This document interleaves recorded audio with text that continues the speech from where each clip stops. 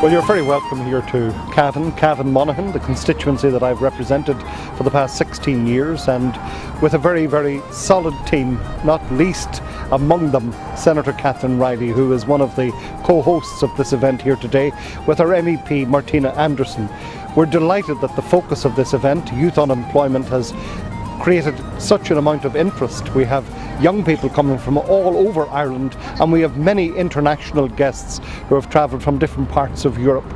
In the role that Martina plays within the European Parliament as a member of GUE-NGL, we know that she is representing the interests of Irish young people at the very highest and at the very best level.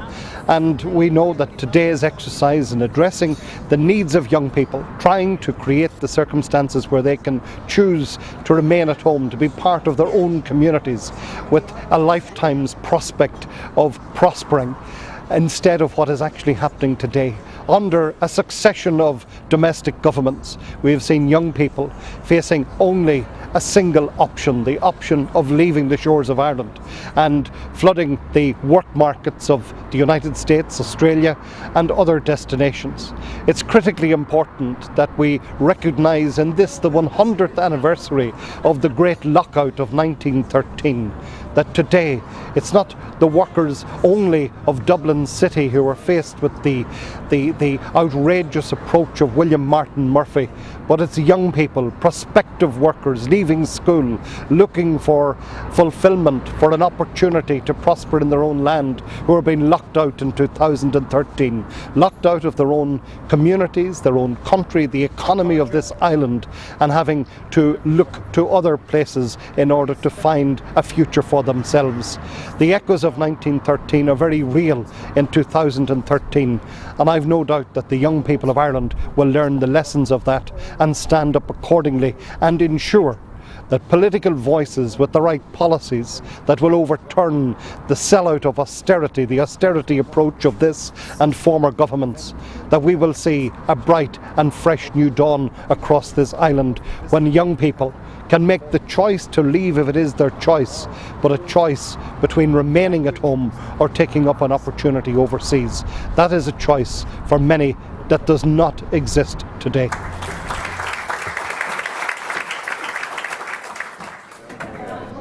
We're here in Cavan today for this EU conference, Guarantee Our Future. I'm a member of what's called the GUE-NGL, the Nordic Green Left, and we decided that we needed to bring an initiative to Ireland about youth unemployment, and no better place to bring it, because when you look at the level of unemployment, particularly for Cavan, and the impact the partition has had on this area and areas along the border corridor that has been blighted, unfortunately, now with immigration and the whole fragmentation of Cavan from its natural hinterland.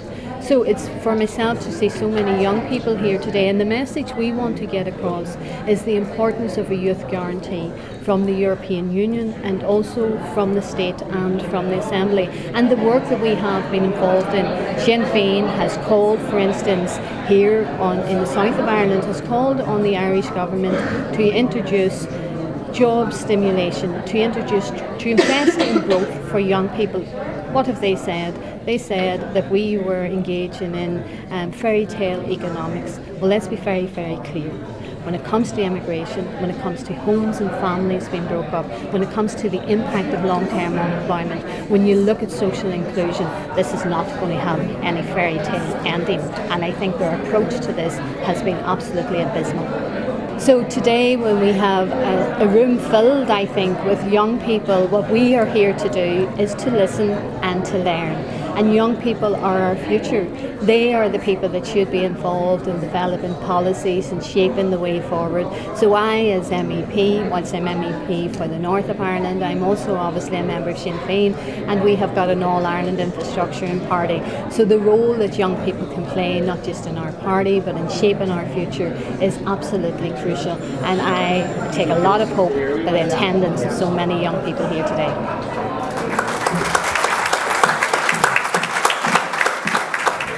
I came here, I was invited by Sinn Féin to come here, and I want to discuss with Irish youngsters about this mechanism of the European Youth Guarantee. What I think and what my party thinks is that this European Youth Guarantee should not be a mechanism to promote work without rights. It means should not be to promote short-term contracts or work without social benefits and social rights, and that we have to assure that this program will be turned into permanent contracts of work to the young people, because we know that after a short contract term they will face again the unemployment, so it's not a real situation for them. And for me it was also important to say that if we not change the general the general philosophy of the austerity measures that are creating recession, we'll never find a real alternative solution for the problem of the young unemployment. I've been here to talk about the situation concerning youth unemployment in Sweden and the experiences from the Swedish Youth Guarantee. And we are, in the meantime, positive to Youth Guarantee, but also very critical towards how the Youth Guarantee in Sweden has worked. We see that there are clear needs of more active measures such as education and training, apprenticeships, than what's the case in Sweden today. Only 10% of those in the guarantee got any kind of active measures. But also I think it's important to see that a youth guarantee in itself won't solve the problem with youth unemployment. We also need another economic policy than what we have in Europe today. We need to shift from austerity to an economic policy focused on investment. Okay, well, I suppose what we're trying to do is to look at the Youth Guarantee and how it can be put into practice in Ireland.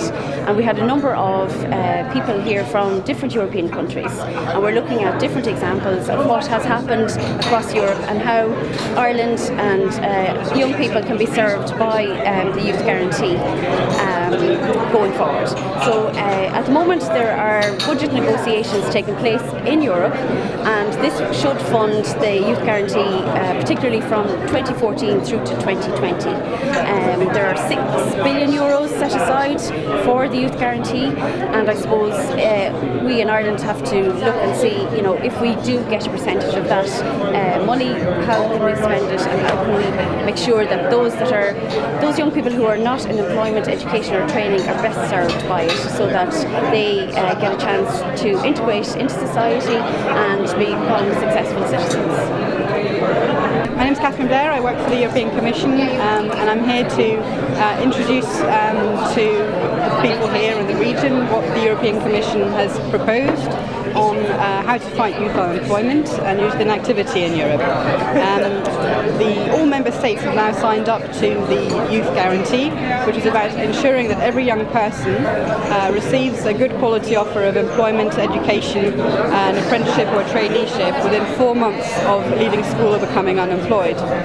And we've now moved to a stage where we need to actually implement this on the ground. And so I'm really happy to be here, where lots of people can tell us about their experiences of delivering services to young people and actually making this a reality on the ground here also in Cavan. So it's been a great pleasure being here. Thank you. Well, I think one of the important points of today's conference it was all about youth engagement, that we weren't just talking at young people, that we actually had a lot of feedback coming forward. For me personally, I am doing a report for the Joint Oireachtas Committee on EU Affairs into the Youth Guarantee, and also we're bringing forward a debate next week in the Shannon with Minister Joan Burton on the European Youth Guarantee and how it's going to be implemented in Ireland. A lot of feedback came back today from young people on the floor in terms of how it's going to be implemented, how they will engage with the system, and what exactly they want from the Youth Guarantee. I think this is really important because for so long we've had no disengagement, it's been a one-way dialogue, and I'm really proud that myself and Martina were able to host this conference to make sure that young people's voices were heard. I think some of the issues coming forward were in terms of cost, and how inadequate the current funding stream from the European Union currently is.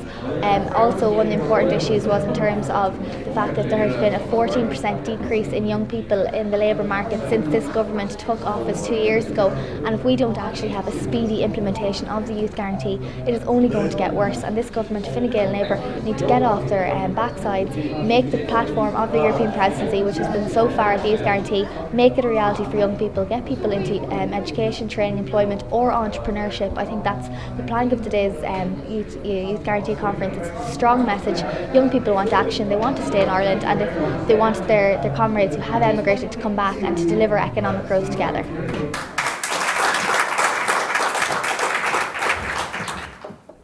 Well, I think it's very useful that we have a discussion about the implementation of the Youth Guarantee in Ireland, because we have very high levels of youth unemployment.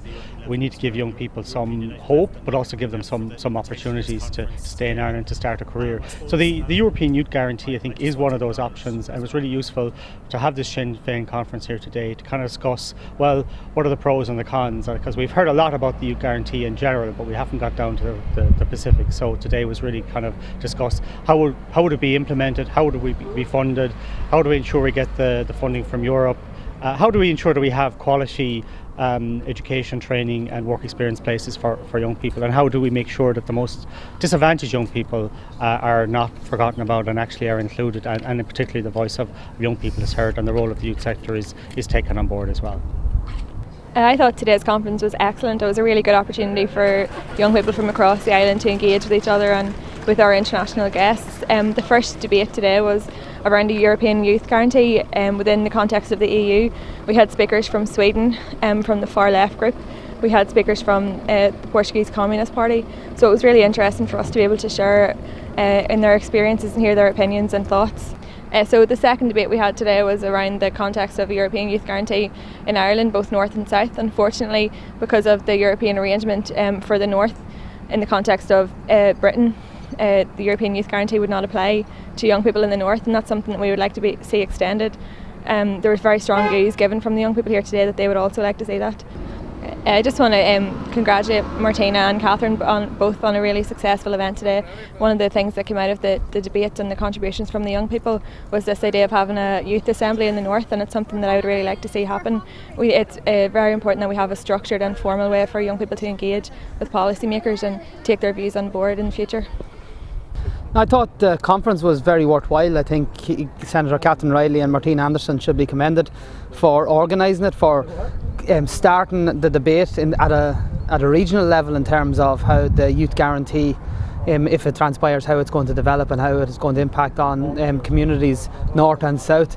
I think it was particularly apt that we held the conference here in Cavan. As someone from Cavan Monaghan constituency, I know the massive impact that immigration has had. We heard many stories today in terms of the impact that that's having on families, and it's clear that not only the government in Westminster and Dublin, but governments right across Europe are on the right track. Young people are at the brunt of their policies. Young people are unemployed. Young people are, in our case, emigrating in numbers we haven't seen since the 1800s, and it's clear that a different direction is needed. And I think it was interesting today because we had obviously Sinn Féin speakers, but we also had representatives from other European countries, and very importantly we had young people who are experiencing the failed economic policies on the ground, articulating the united message that there has to be a change of direction, and that involves a stimulus package right across Europe that's aimed at getting young people back to work, and it's aimed at reinvigorating local domestic economies. I thought the conference was excellent, but I think the level of participation, particularly from the floor, from the young people, really inspired me. It's alright for those of us who have been asked to sit on a panel because we are there and we are ourselves generally prepared. But when you're there in receipt of all that information, then the fact that you're provoked to engage with the panellists and to know and understand that those of us who are involved in policy development, opinion making, that we are actually genuinely listening to what you have to say. And for me, the whole area of youth participation is extremely important, and I think that came through primarily at the end. One of the phrases that really struck me was, when do young people stop dreaming? When do they cease to dream? And what kind of society are we creating that actually reaches a point in life that young people stop wanting to be teachers or nurses, that they want to stop creating, that maybe one of the things that they have to think about doing is emigrating and leaving their children, and leaving, particularly if you're a parent, or leaving their mothers and fathers. And as we stood here today, we could see planes just flying overhead, and there were a number seemed to be leaving one after another, and you couldn't but think of the thousands of young people that are emigrating out of Ireland. And then what does that do to the family structure? What does that do to parents, with perhaps if they don't return and they end up trying to have a relationship with their grandchildren? That said, that is all the difficulties that we are facing. I think what emanated from today was the realisation that there can be another way, that there can be a united Ireland, that there can be a united Europe, that people can work collectively together but in respect of each other's difference, in a way that can bring about a better society, so that our children and young people don't have to get on to those planes that are leaving. Too many of them are leaving from these shores at this time, and that is what is heartbreaking. But given the level of participation there today, I am hopeful that we can create a better future.